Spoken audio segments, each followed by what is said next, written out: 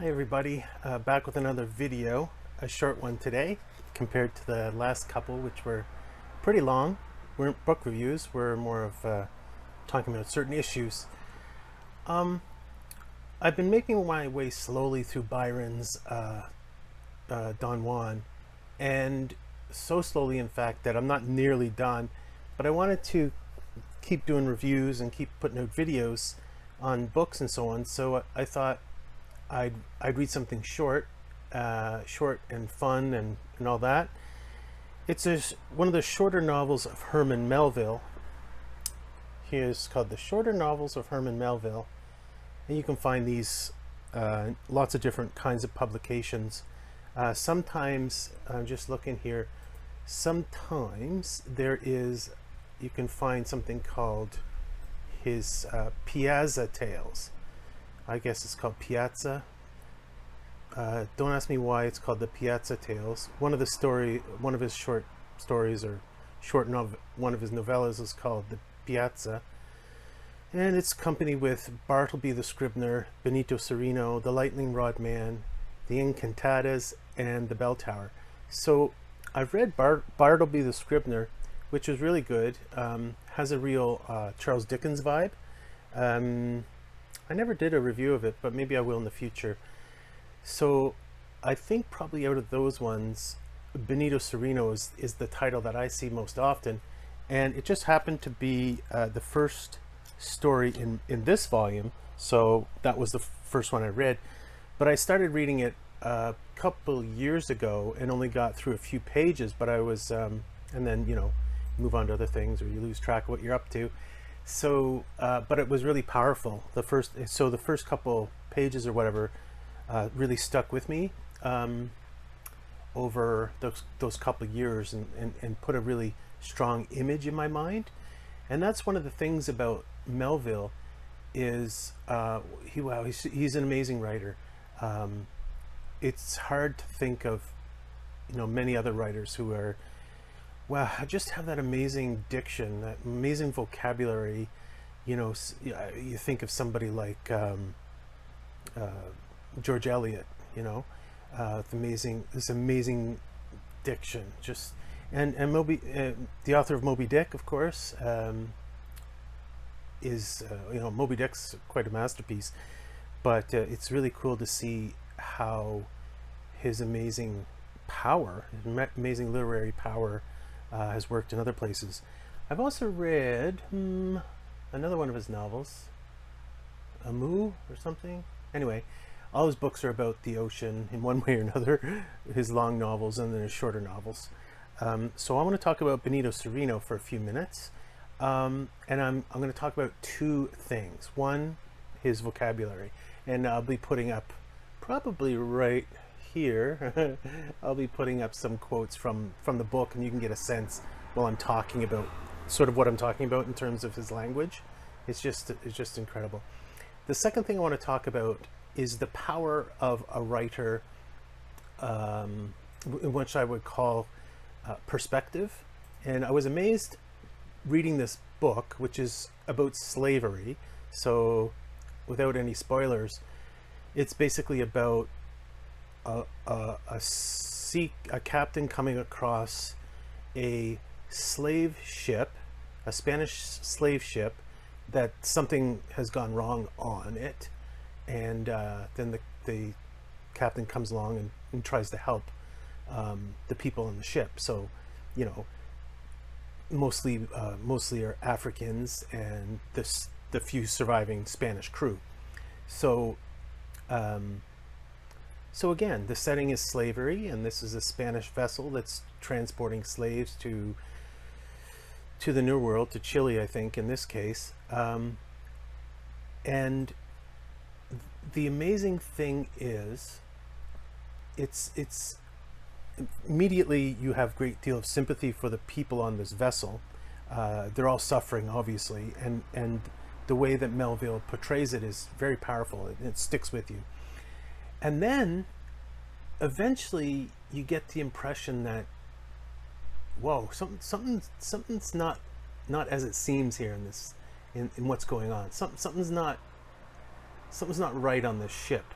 And the way that Melville is able to start playing on that suspicion that something's up here is it's really amazing.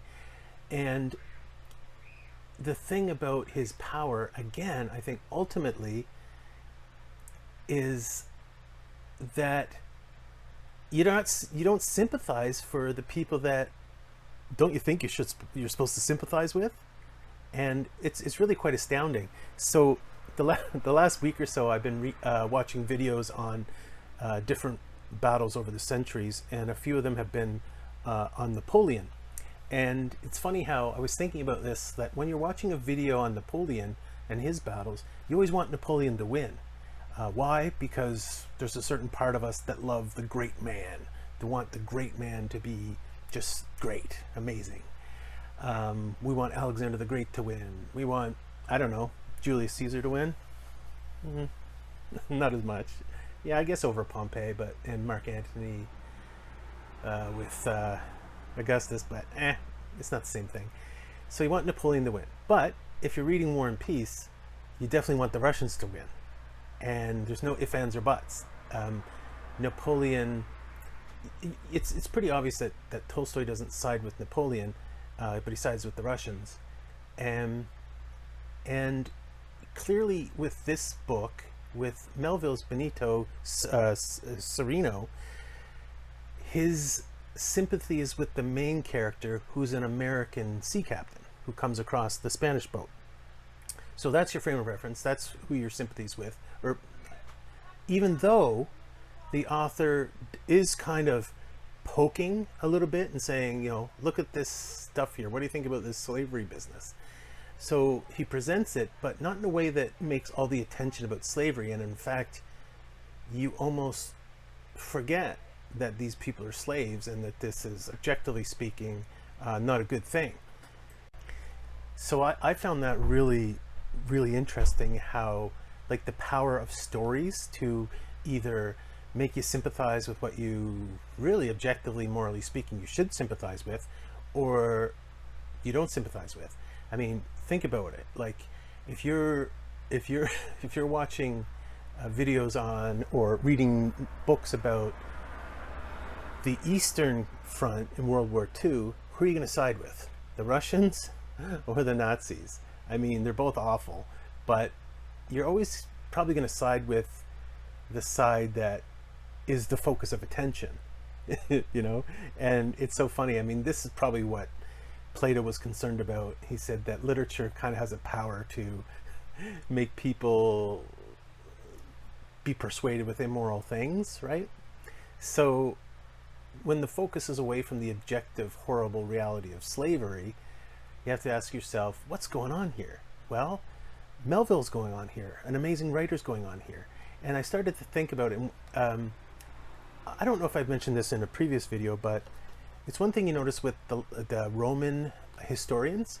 They had an amazing ability to present, like they gave a lot of speeches. Of course, these speeches were made up. Like if Livy's given a speech of some Roman general or something, nobody heard that speech. Nobody's recorded that speech. It was made hundreds of years before Livy existed. But he has a way these great Roman authors and Greek authors had a way of presenting perspectives that made you sympathetic to them. And then Livy would flip it on its head in the next minute, because then he'll have a speech by the other side, by the other general or the other faction or whatever, and suddenly your sympathy is with the other side. So these were exercises of rhetoric, right? It was them showing off how they could persuade you about things and change your mind about things. That was Roman showing off. And in fact, it's great art. Think about it. What was Shakespeare's opinion about anything? I don't know what he thought about anything, because he never injected himself into anything. He allowed the character and the situation to speak for itself. Does he like Macbeth? Does he hate Macbeth? Does he like Caesar? Does he hate Caesar? You never know that. And when people say, oh, Shakespeare was a Catholic because of this, this, and this, there's no proof. There's no proof of any of that. Did he like Queen Elizabeth? Did he like you know, the Reformation, the whatever, you have no proof of that. There's just no way to say, because he's such a great artist. He allows the characters and the situation to speak for itself. And so that's just such a powerful thing with Herman Melville. So I highly recommend this little story, Benito Cereno. I'm definitely going to read more of his shorter novels and his longer novels. And one thing I like about Melville, and it'll just be my last point, is Melville died despondent. His basically in obscurity. He got no fame whatsoever for his writing, no recognition whatsoever for his writing. A writer whom today most or many people would say is the greatest American novelist of all time. So it's encouraging to me, and maybe it'd be encouraging to you, that hey, if things aren't going your way, then we'll, you know, you're in good company. You're in company with Melville, and I'll add him to my short list of people, losers whose company makes me comfortable.